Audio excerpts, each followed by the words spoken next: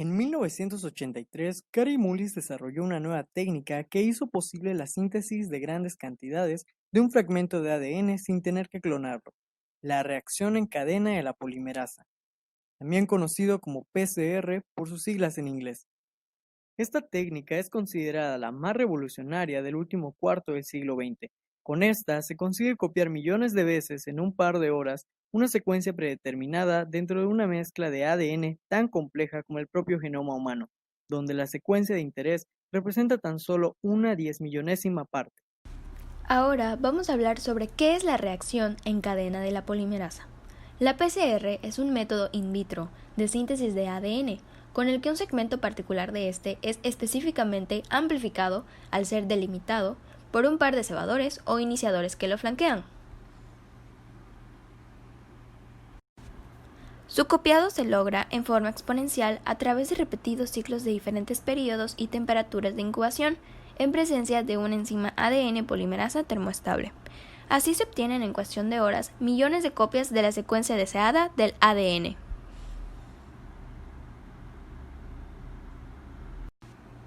Al principio, su inventor enfrentó dos problemas fundamentales. Uno era que en cada ciclo había que añadir la enzima ADN polimerasa, ya que ésta se inactivaba con las temperaturas tan altas demandadas para desnaturalizar el ADN y exponer las bases nitrogenadas de sus nucleótidos. Otro inconveniente era que había que hacerlo manualmente en 3 baños mantenidos a las diferentes temperaturas requeridas, pasando rápidamente la muestra de un baño al otro y luego al último, repitiendo esto varias decenas de veces.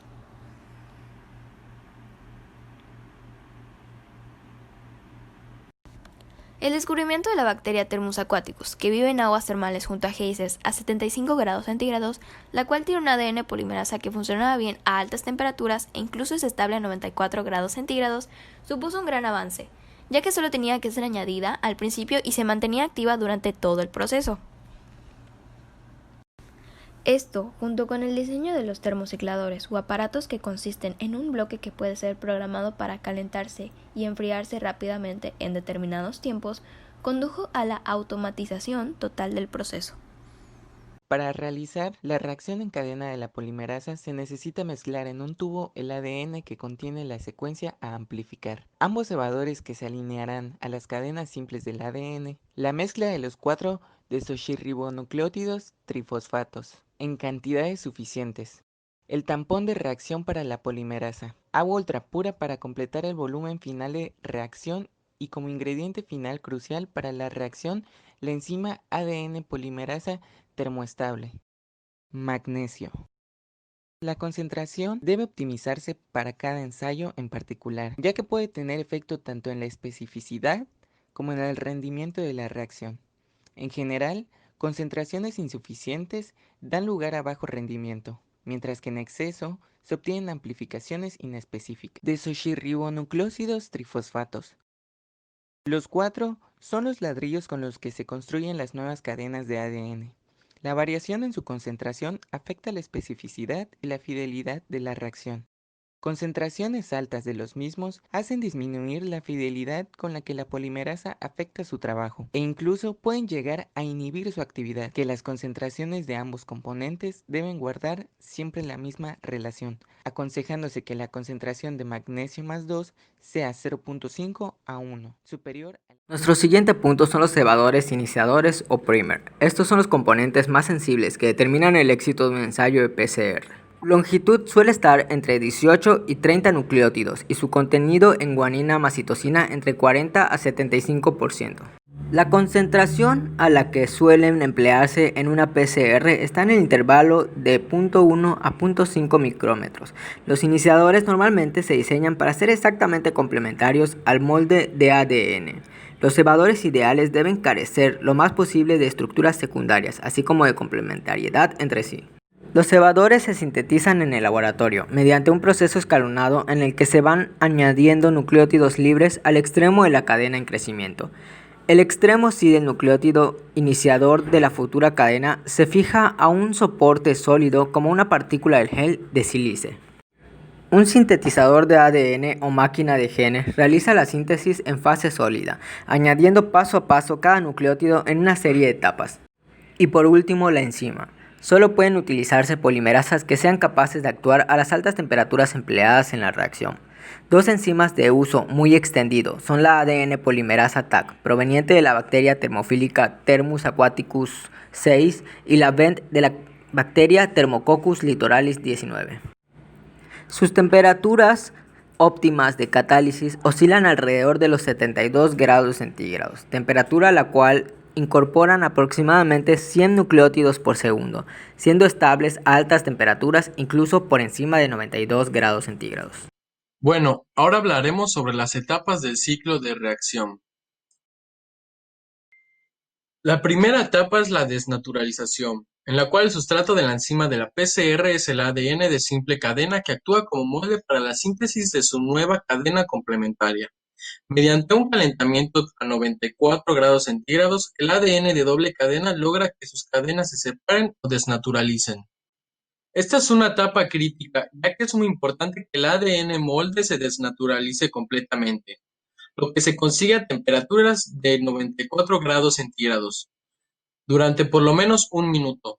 Si la muestra tiene alto contenido de guanina más citosina, se recomienda aumentar de preferencia el tiempo. La etapa 2 es el alineamiento. La enzima, como todas las ADN polimerasas, necesitan del grupo OH libre en el extremo 3 del iniciador ya apareado, al sitio blanco de la amplificación, a partir de donde iniciar la síntesis. Ese punto constituye al sitio de crecimiento de la cadena complementaria al molde, mientras que en un cebador es complementario a la secuencia del extremo 5 de la región del ADN molde a amplificar. El otro es el extremo 3 de la misma, pero en la cadena opuesta. El alineamiento específico de ambos cebadores se produce a una temperatura determinada por composición de bases y oscila entre 40 y 72 grados centígrados. La etapa 3 es la extensión, que con el ADN molde de cadena sencilla, excepto en los sitios donde los iniciadores se aparean, la polimerasa empieza a copiar la hebra, incorporando desoxirribonucleótidos monofosfatos en dirección 5' a 3'. Esta etapa debe realizarse a una temperatura alta, que es la que coincide con la máxima actividad de la polimerasa, 72 grados centígrados, para evitar alineamientos inespecíficos de los iniciadores. El tiempo de extensión depende del tamaño de la amplificación, debiendo estimar un minuto para alargar 1000 nucleótidos. Al final del primer ciclo, ambas hebras de una molécula bicatenaria de ADN a las que se les haya apareado los iniciadores han sido copiadas para generar dos nuevas cadenas bicatenarias. Cuando se repite por segunda ocasión el ciclo de 3 pasos, las dos moléculas del primer ciclo se copian para producir ahora 4 moléculas. El tercer ciclo genera 8 moléculas. En teoría, 20 ciclos producirán aproximadamente 1 millón de copias de la molécula molde de ADN. Y 30 ciclos generarán alrededor de 1000 millones de copias de esta. Ahora que sabes lo que es la PCR, te enseñaré algunas de sus aplicaciones. Las aplicaciones de la PCR son múltiples, abarcando desde la evolución hasta la clínica. La PCR es especialmente útil en la detección de enfermedades genéticas, tales como la fibrosis quística, la hemofilia clásica y las distrofias musculares. Enfermedades cuya base es una mutación puntual pueden ser diagnosticadas por PCR, para posteriormente tratarlas con una enzima de restricción, cuyo sitio se ve afectado por dicho cambio puntual en la secuencia nucleotídica. Incluso puede estudiarse a los descendientes del paciente en cuestión para ver si han heredado la mutación responsable de la enfermedad. Diagnóstico de enfermedades oncológicas. La PCR permite estudiar alteraciones genéticas en genes supresores de tumores que estén involucrados en el origen de las neoplasias. A su vez, también en el tratamiento se le puede monitorear al paciente mediante la detección por PCR de células malignas. Es posible detectar hasta una célula cancerígena en 10 millones de células normales. Diagnóstico prenatal. Se puede hacer mediante una pequeña extracción sanguínea del feto o de una biopsia de tejido placentario para practicar estudios como los anteriormente mencionados.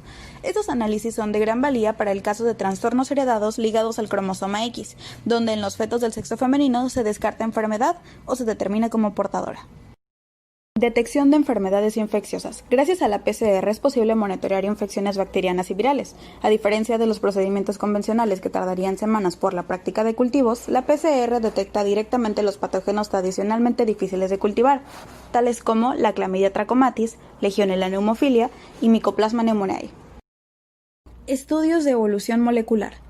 La PCR ha sido utilizada para generar secuencias de genes a lo largo de la evolución y así establecer el grado de relación entre especies y poder construir árboles filogenéticos.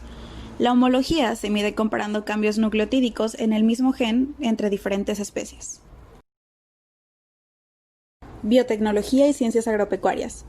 El mayor impacto en las ciencias agropecuarias se ha dado en el campo diagnóstico, donde la PCR es la base de innumerables métodos de detección de plagas y parásitos. Finalmente, se ha visto cómo en años recientes métodos de PCR para determinar la huella genética en humanos son ahora aplicados con éxito en el ganado.